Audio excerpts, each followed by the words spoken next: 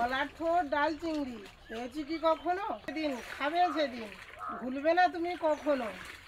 নমস্কার বন্ধুরা, 5 ফোড়ন 11 চ্যানেলের পক্ষ থেকে আপনাদের সবাইকে স্বাগত। বন্ধুরা, আজকের আমাদের চিংড়ি দিয়ে কলার ঠোঁটের ছেঁচকি রান্না করে আপনাদের দেখাবো। চিংড়ি এনে দিয়েছে, এবার চিংড়িগুলো তরকারি করার জন্য কেটে নেব।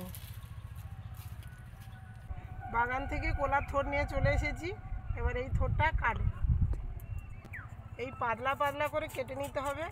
আর এই ঠোঁটের ভিতরে এই আঁশটা এই আঙুলে এরকম করে জড়িয়ে নিয়ে কাটব।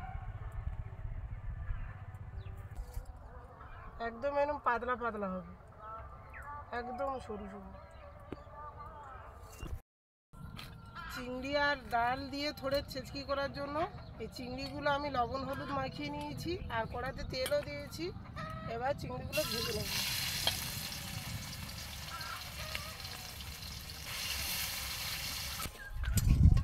চিংড়িগুলো ভালো করে ভাজা হয়ে গেছে, এবার চিংড়িগুলো তুলে নেব।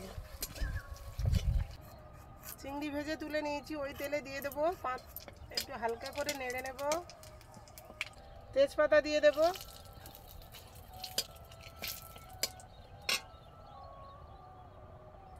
পেঁয়াজ কুচি লঙ্কা কুচি দিয়ে দেবো,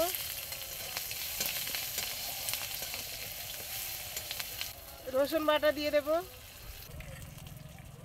আদা বাটা দিয়ে দেব,